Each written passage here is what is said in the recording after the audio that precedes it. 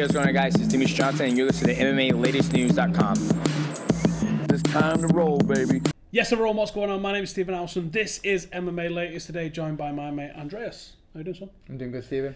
We are going to be previewing Cejudo versus Dillashaw in the champ two-weight, like... Why are we doing this again? Why? I mean, actually, of all of the fights, Nunes was alright as well, to be fair.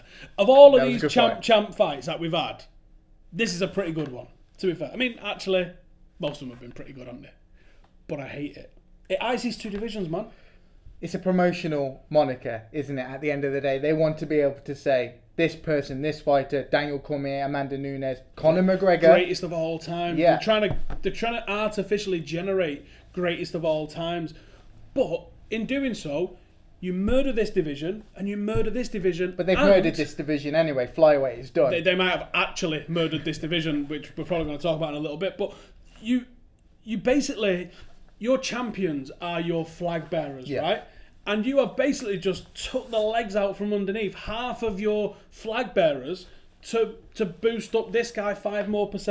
It's mental to me. Mental. It is mental, but at the end of the day, you can see it's 100% PR based. Remember when we had those heavyweight fights, it was who is the baddest man on the planet. And now, after Conor did it at UFC 205, it's who is the next champ. It's just a promotional moniker. And someone's going to be like, I want to be the champ. It's going to happen eventually. I would put money on it. 2019, you're going to see someone that's got 2, wants 3. And Dillashaw might be that guy. I agree. But what does a belt equal? Nothing. More money. But it equals more money. Potentially. Does 2 belts equal more money? Let's look at Nunes from last month. She's gone up. She's absolutely murked. Absolutely murked. I was on the edge of my seat in that fight. It was great. For all great. 51 seconds of it. Mouth open, like, what am I watching here? Because I didn't think that was possible. No. I don't think, unless you got... I was picking Cyborg, man. I think, yeah, you and 90% of the world was picking Cyborg. Yeah. That was a great fight. But what have you added? All right, now she's the first woman to win 2 titles. Fair play. And she's done it against the greatest in the game.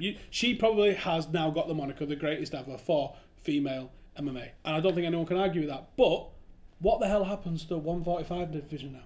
What have you just done to that division? You've just taken away a champion for that division. If she stays in it, sweet. But then you have to kill one of the divisions. But realistically, can you actually stay in 2 divisions? This isn't boxing. No, you can't really move up and down. Which is why these 2-weight title fights are bullshit. Because let's remember, one of my favourite phrases Joe Rogan always uses is, do what got you to the dance. Yeah?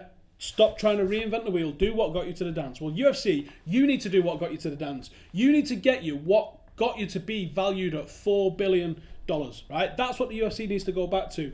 And that is putting on fights that are relevant for the rankings, that are rewarding people who go on a run, and then that guy becomes the champion. Not people sitting out, don't want to fight that, that's not worth my time. I'm going to go and try chase the money fights. I'm going to try and chase the 2-weight world championships. No, it's not about that. It's about clean your division out, and if you want to move up and fuck it off. Don't straddle 2 divisions and ice them 2 divisions. I'm not about that, mate. I don't like that. No, I agree with you, but I don't think in this case we can use that argument because flyweight is going. It's not official yet, but all the talk. They cut the guys. They cut Jose Shorty Torres, for example. They've been told you either go up or you go. The fact that they let Mighty Mouse go was dumbfounding. The Cejudo fight with Mighty Mouse, as great as it was a knife edge. Yeah, it was a close fight. And if it had gone either way, no one could have had an argument. No. Nobody could have had an argument. It was a great fight, and it goes either way. When a dominant champion like that has had a razor-close fight where they lose their title, that rematch is usually booked before they leave the cage. Yeah, right? Absolutely. So the fact that he was like, anyway, I'm out, bye, that does make you go, there is alarm bells there. And I think they was probably also trying to move Mighty Mouse up anyway. Well, they tried to book Mighty Mouse versus TJ Dillashaw. There's been so much talk of that, and they couldn't get the deal done. DJ came out numerous times and said, look, you've got to offer me what I'm worth. I am the champ. I am the pound-for-pound guy, as he was promoted. Consecutive title defences all over the show. Exactly. History maker inside the octagon. But we've seen the pay-per-view numbers. He just doesn't sell. The lighter weight classes do not sell. And Not buying that. You're not buying it? Not buying it. In what way? Do you know why they don't Let's sell? look at the numbers. Right? Someone pull the numbers up. The numbers are relative to the promotion that they get. True. So John Jones gets his own promotion because he's an absolute wild man, right? So he generates press promotion. Conor McGregor generates press promotion himself. But they also pushed Conor McGregor and Ronda Rousey when they were that guy and that girl. They pushed them. They called in favours with talk shows. And you'd see Conor McGregor appear on a talk show. Are you telling me that if you phone up like Conan O'Brien or anything like that and you go, listen, we're putting a load... When was the last time they spent £1 million on a music video promotion for a DJ fight? Never. They didn't do it. No. They've never done it. So you can't tell me that you're willing to put this promotion into Conor McGregor and then go, oh, wow, he did loads of pay-per-views, but not willing to spend that promotion on someone like DJ. You could absolutely spend that money on DJ. Show why he's possibly the greatest martial artist of all time. The amount of titles that he's won consecutively. Have the guy speak. He's an interesting guy. Have him talk about this weird gamer side that he's got to him. Promote that guy. They he should would have be pushed great the gamer aspect. He would have been great. Yeah, because you get the gamer community behind you. You've got a new audience that you've just opened up to. You signed an idiot in CM Punk for an audience to come over from WWE, but you won't.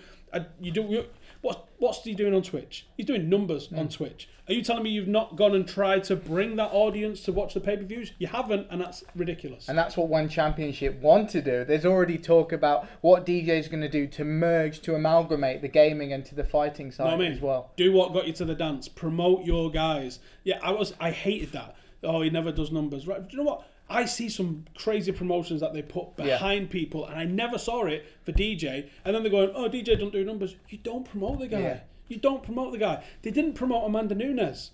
When they did all this stuff about Ronda, it was one of the best promos they've ever done, actually, the little history through judo and all that. It was fantastic. And it's like, oh, by the way, she's fighting her. That was it. But I think they actually don't know how to promote more than one fighter in the division. And this is where boxing is very different. Because you have, different promoters, different managers, different belts, different organisations that are sanctioning. Exactly, you can do that. UFC do not know how to do it. If you go back all the way to the beginning, tell me when there was more than one star in a division. You've got GSP, Anderson Silva, two different divisions. Conor McGregor, Khabib. They were actually technically two divisions. Conor came in as a 145-pound fighter. And you can't do it because they would typically reward someone with a title fight nice and early. Yeah. Like Conor hit, was it 4 or 5 fights into the UFC? Boom, title fight. Or interim title fight. That's realistically the only run that you need to get. It's going to be very interesting to see where they go with McGregor now, because I think something like a super fight with GSP would be brilliant, because there's no title on the line. Conor doesn't need a title. GSP doesn't need a title. This obsession with a bit of leather and gold is mental. Yeah. I actually got a commend. Like, a lot of people are going, who the fuck is Anthony Smith? It was a nowhere middling journeyman at middleweight. He moves up to light heavyweight and you go, oh shit, boy's got some skills. But this is a relevant rankings fight, and I like that the UFC is actually bothering to do that rather than going like, who's going to pay us the most for a John Jones thing? So, how is it relevant? Because he's the number one contender. He's cleaning out. Are you the number one contender just because you've moved down a weight division? Oh. TJ's gone down. Oh, TJ. Yeah. All right, we're talking about TJ. Yeah, no, so Anthony Smith. Yeah, no. So obviously Anthony Smith. That's a whole different argument. Bringing it full circle back to this. Are you the number one contender? Because that's what we've been told. That's what, as fans, have been conditioned. Not the number one contender. DJ's issue was I want to see him prove that he can get down because he doesn't look well. Let's be honest. He looks like he's slim. Should we say that? He looks bony, and he wasn't nothing on him anyway. He wasn't a chubby guy in the first place, was he? He was shredded. So having TJ come down, I agreed with what Mighty Mouse was saying. I'm not going to go for a camp and a weight cut just for him to not make weight. Prove that he can make the weight, and I'll fight the guy. Yeah. And I'm sure he would have done. And I'm sure it would have been an absolute tear up. Is he the number one contender because he's the champ at 135? Well, to be honest, go and defend it at 135. Go and build a bit of a legacy at 135, because that's another one of the belts that changes hands every 5 minutes as well. Yeah. So, there's a lot of fights at 135. A versus B versus C. Look, Cody Garbrandt beats Dominic Cruz, arguably one of the best fighters from this generation, and TJ Dillashaw smokes him twice. It wasn't even close in those Garbrandt fights. No, but I would like to see Dominic Cruz against TJ. I'd like to see that. Will we ever get that? I don't think so. Dom's struggling with injuries massively at the moment. I think he's just had shoulder surgery, which is not the easiest thing to say. There's relevant fights at 135. You again make a legacy out of TJ at 135, unless the plan is is there a plan? The plan might be let him go and beat Cejudo, but then you've just iced a guy that you. Why ice him now? Why not say like Joe? We've disbanded. We've disbanded this division. Yeah. 125. Very sorry about that, Cejudo. We'll throw you into the mix as a top 5 guy at 135. Beat Dominic Cruz. Now people are going to be, oh my God, can you imagine what he's going to do to TJ? And people will actually want that fight. We're getting that fight. We go, oh, it's not a bad fight. We don't want that fight. Yeah. Do you know what I mean? There's a difference in between, oh, we've got a fight here, and we need to see that fight. We needed to see Conor and Khabib. We needed to see what this unstoppable Russian would do about... Because they had a narrative there. Yeah. What is actually the narrative here? Because I think we've been circling because we don't actually know what the narrative is. He's got a belt. He's got a belt. I guess it's a pretty interesting fight. It's not the worst fight we could ever get. That's not a freaking story, man. It's not a reason to do. It's not a reason to do some champ multi... Oh. They're pissing me off because they're holding back their own product by doing this. Because there should be like 9, 10 champions out there. Instead, there's going to be like 5 because everyone's got 2 belts kicking around, and that's mental. And then you've got people like I love DJ, a man that loves cake and chicken that much, is a man after my own heart. But he moves up, he wins the heavyweight one, and then he vacates it because all right, fair play, he can't beat John Jones. Yeah, it's probably a very good reason. But like, it's just people vacating and being stripped and interims. If you're really, can we leave interims in 2018 and the title champ things this month and just call it? I think they killed the interim belt when Colby Covington didn't get the title shot. You know? Or like the Tony Ferguson one. Or the millions of examples of when it actually happened. Look, this is the fight we've got. It may not be the fight to make, or logically, with the division being disbanded, what the UFC should have gone down with their avenue. You've got Benavidez on the card. He has a win over Henry Cejudo. Maybe they could match up in the future. I think he's on there as a backup in case one of the main events falls out as well. I think so too. That's going to be a case. And like I said, this is a weird thing to do. If they are going to kill, can we not just be open? Can they not come out and say that, yeah, we are going to kill the lightweight division? It's still hearsay, technically. We know we've had the fighters who were released come out and say, look, this is what we've heard, but until the UFC say it, it's just hearsay. Nonsense, yeah. I mean, well, not nonsense, but yeah, it is nonsense. Until it happens, it's nothing, is it? True. But like these rumours are generally pretty right, aren't they? I mean, with Cejudo, you've got the most probably technical, decorated wrestler you could ever want to have. To ever step foot in the octagon. Olympic gold, probably the best ever wrestler that we've ever had. In TJ, you've got probably the best MMA wrestler that we've ever had technically as well.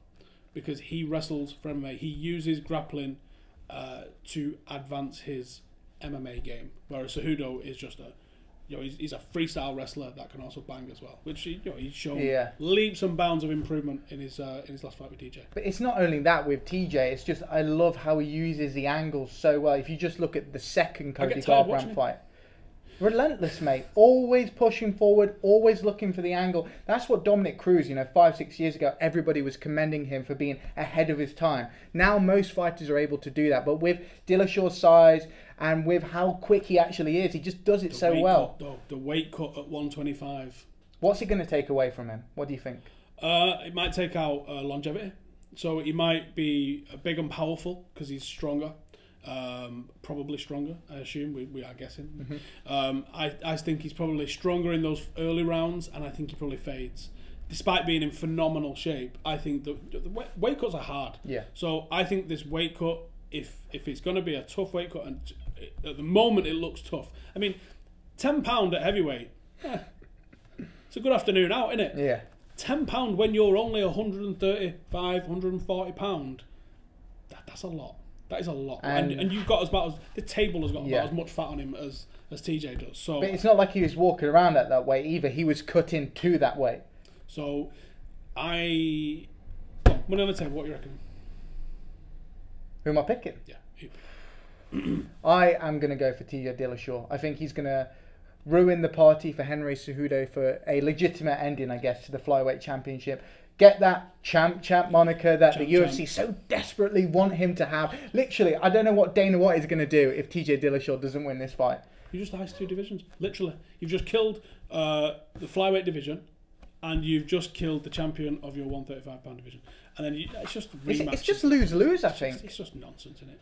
I am going to go for Cejudo by decision. I think he's going to play this one very, very, very, very smart. He's not going to want to engage on the feet at all. He's going to be like ankle picking left, right, and centre, and he's going to grind out a decision.